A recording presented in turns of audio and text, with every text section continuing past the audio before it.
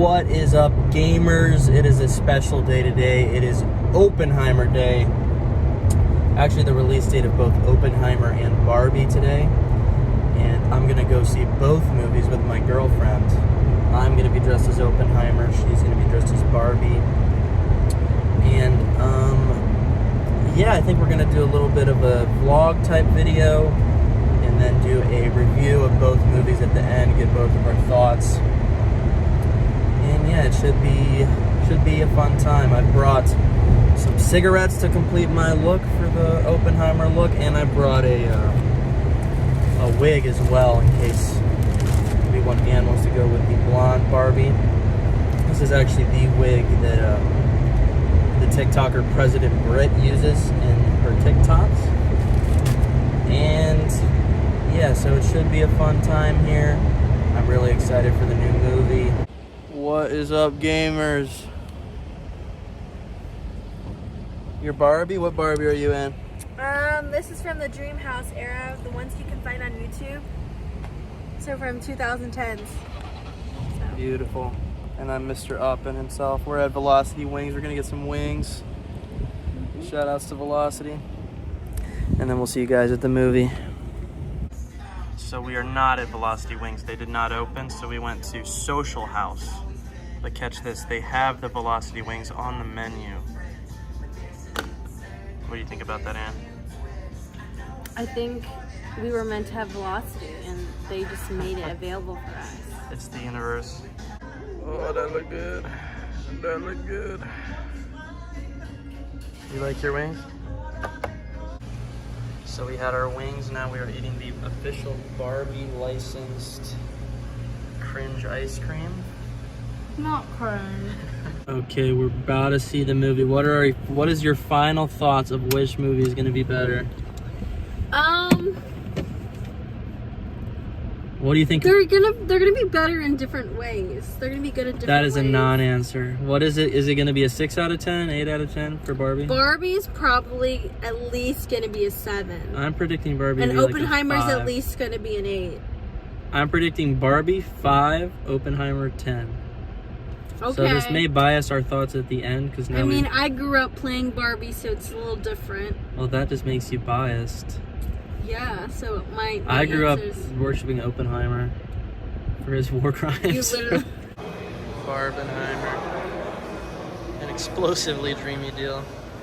What up, gamers? We just got back from both movies. And yeah, so what were your thoughts, Ann? What were your thoughts on Barbie first? So, coming into the movie and seeing all the trailer and the marketing, I had like high expectations, but I've always been like, you know, with other movies, the expectations got lowered. And then I came in here thinking it's like at least a 7. And after watching the movie, everything that I expected to happen happened, so that's really good. Really? Yeah. What did you expect to happen? Musical numbers. Right. A lot of flash mob dancing. I did not like the music. Did you like the musical numbers? The thing is, the acting was way better. There was only one musical singing performance. It was just Ryan Gosling. Everything else was like musical, like musicians. So there's not that that's much of the that. only part of the movie I feel like could have been cut out entirely was that Ryan Gosling I think part. it's because that's what made it like really, you know, dreamy or whatever. Dreamy, because it's, you know, Barbie Dream House. It's supposed to be this imagination like escape. They did do that really well. That was really good, and I give it a 9. I give it a 9. A 9 is very high. Yes, I would give it a 7 max. Oh my goodness! It surprised me. It was better than I thought. He was laughing a lot in the movie. It was theater. pretty funny. I kept looking over, and he was just I don't usually like laughing. comedy movies, but it had some funny moments. And he doesn't really like. I think the whole feminist messaging, they did it pretty good because they sort of. They also pointed out the weak parts of it. They weren't too like they also presented like not the weak parts, but like the downsides of what people were trying to push out. Like there's still stuff to work on. That's what I meant.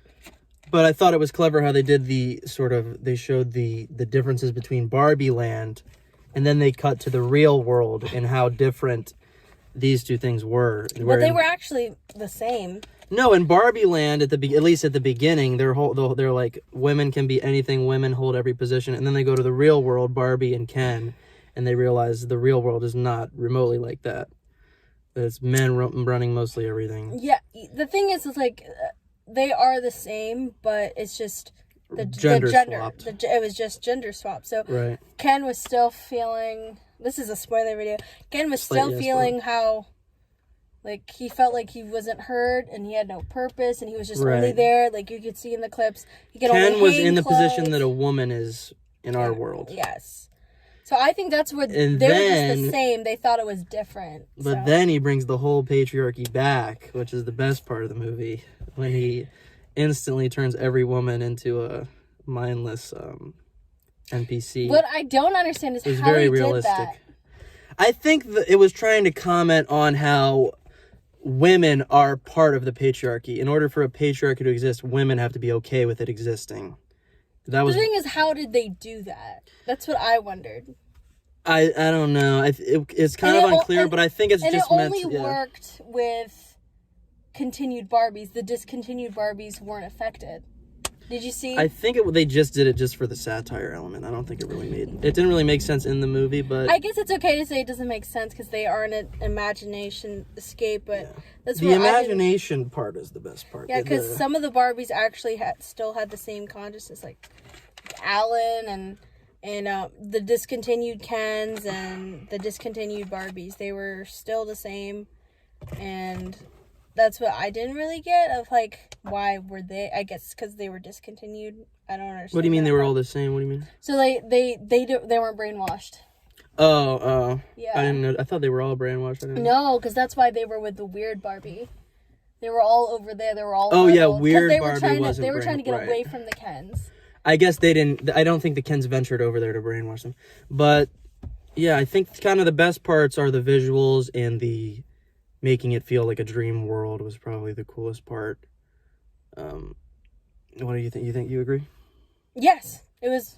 I think there's a lot of references to the toys as well, which I probably missed a lot of references. Yeah. But yeah. It was very visual. It was also the movie's very anti-Barbie.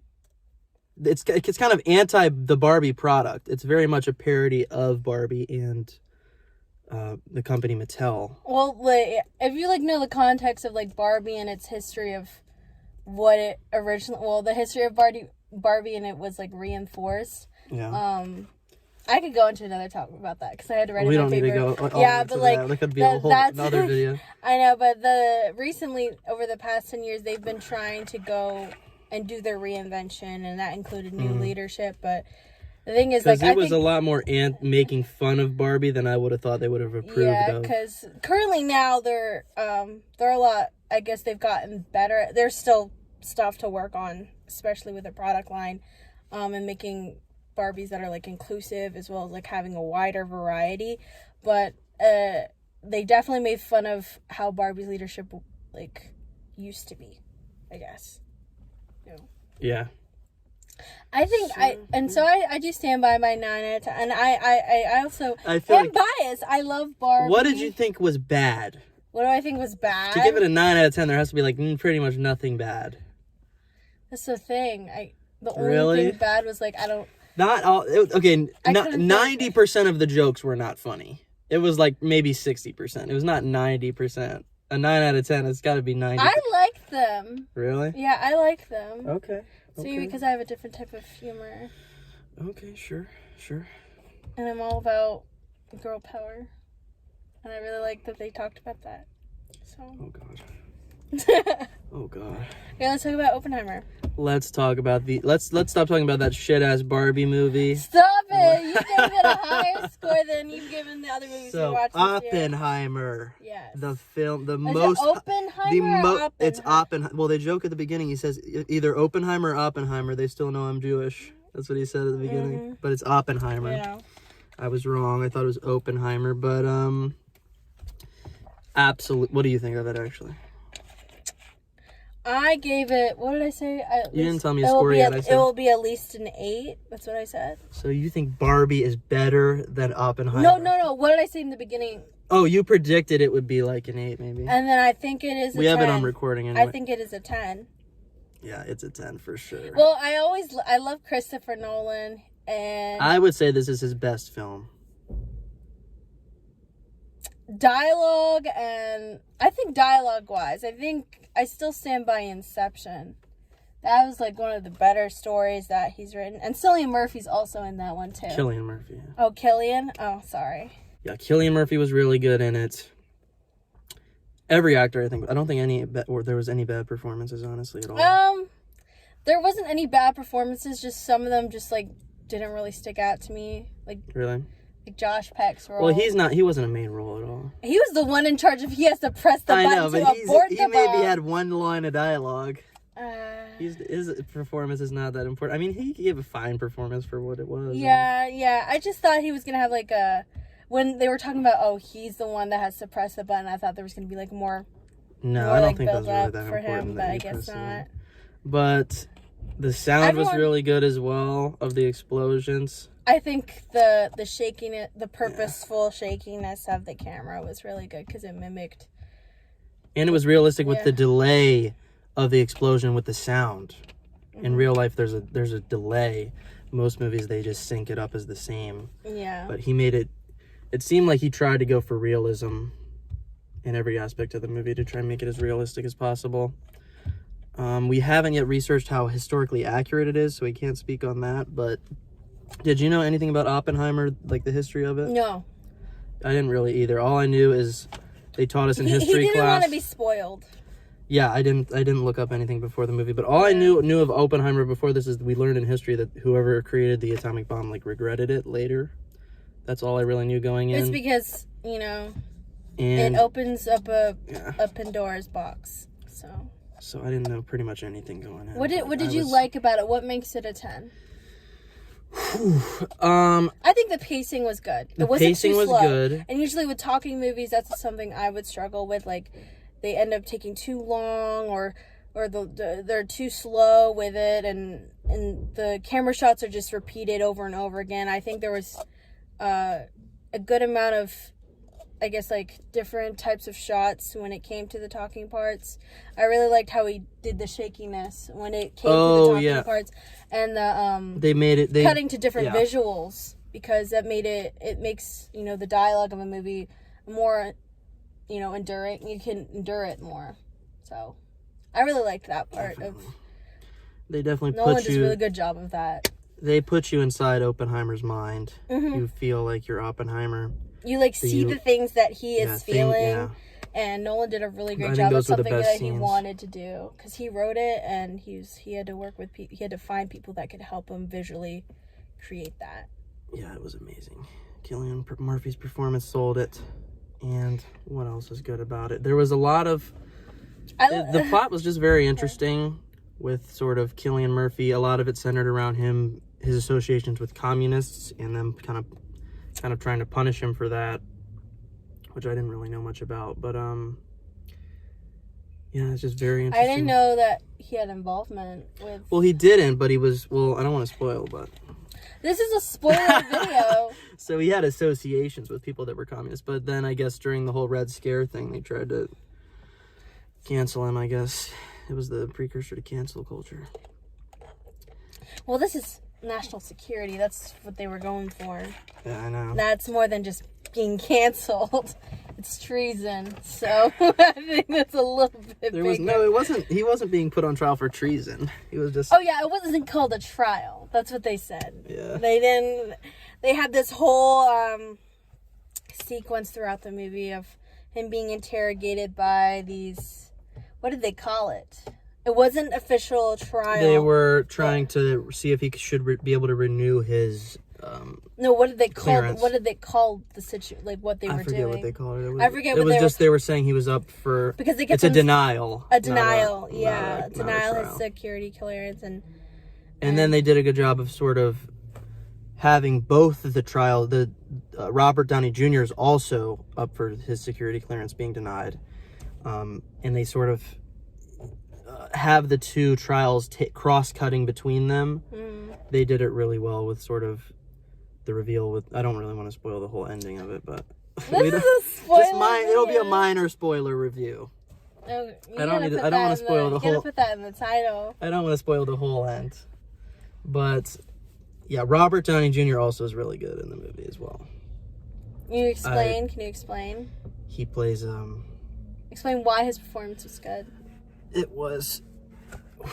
He got all the emotions there. He's real angry. He's very good at manipulation. I think he was able to play I'm totally I'm such a fan of you, Oppenheimer, and yeah, he had to do a lot of different kind of emotions. And then he actually hated him.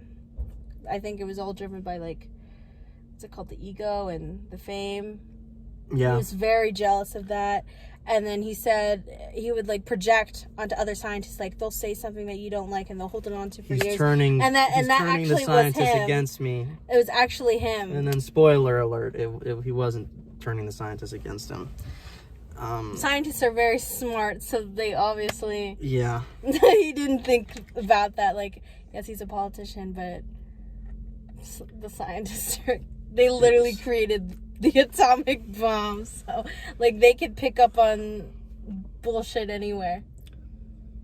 It was amazing. It was a masterpiece. What about the what are your favorite parts of visually? Visually, my favorite parts are when they sort of show the illusions happening in Oppenheimer's head. He sort of sees the atomic bomb everywhere he goes. He sees people fucking explode and shit.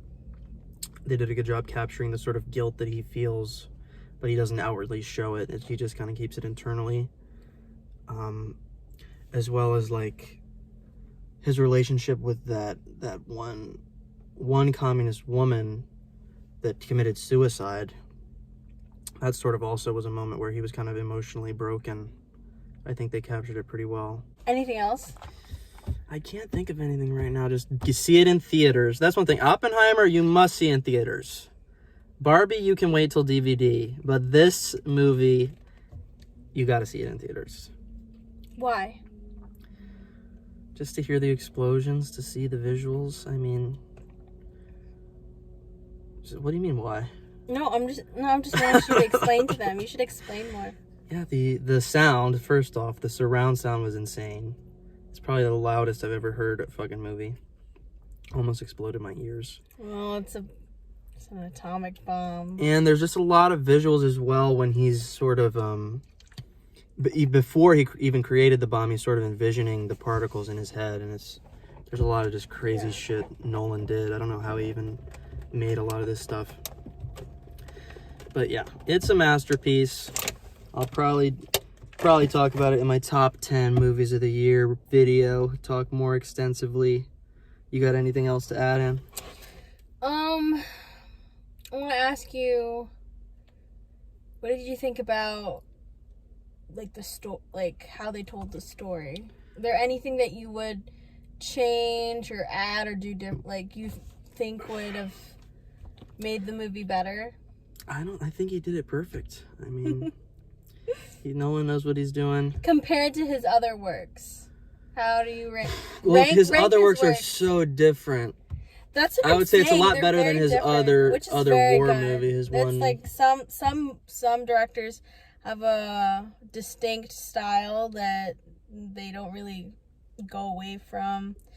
You could probably compare it to kind of Inception, the way it was non-linear, with sort of events happening at the same time. It makes it interesting. Yeah. I like that.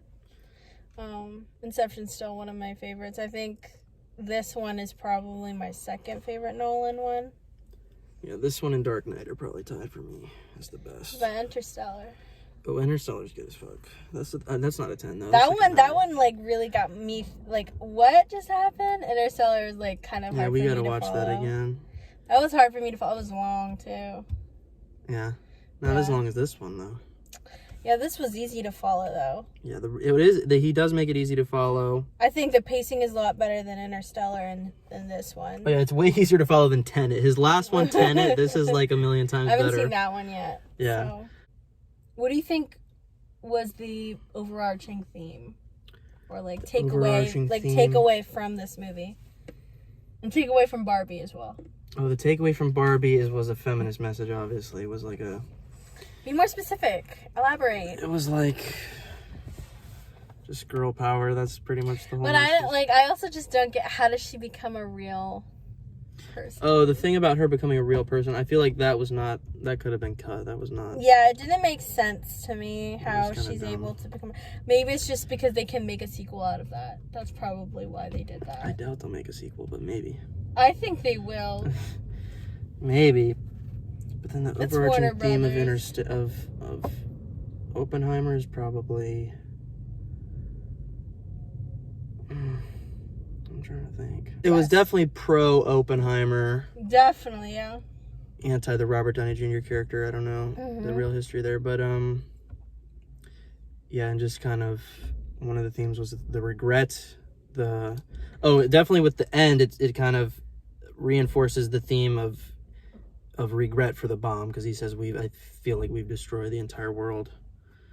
But he also says if we didn't do it, right, they a lot would of have the had, and it was better if it was in America's hands instead of. Yeah, a lot of his Russia dialogue kind of indicated he didn't really want to do what he was doing, but it was the best of two bad scenarios. He can't let the Nazis get the bomb first.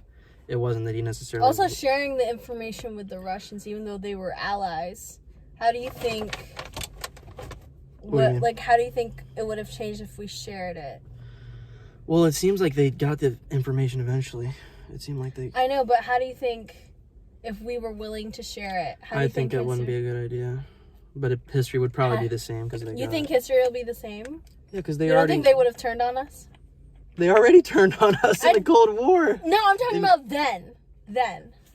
During World War II. No, I don't think they would have turned on us in the war. Well, the whole thing is with bombs, the reason we don't nuke each other is because of mutually assured destruction. That's the whole thing. But it's a good movie. I think we said everything that needs to be said. And yeah, let us know. What's your name is going to be is Panda Pine? That's your official gamer name?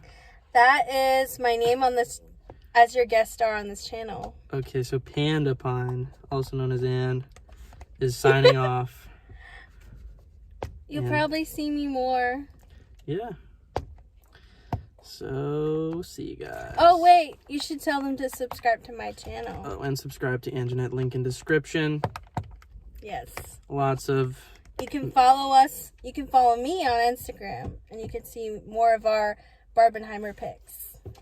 Yeah, I'll show some pics on the screen, too, because they were legendary. Yes. Got a lot of You got to show compliments. the cinematography I created for you. So. Oh, yeah. Yep, so that's all, guys. Let us know if you want any more movie reviews with me in it. Yeah. See you guys in the next one.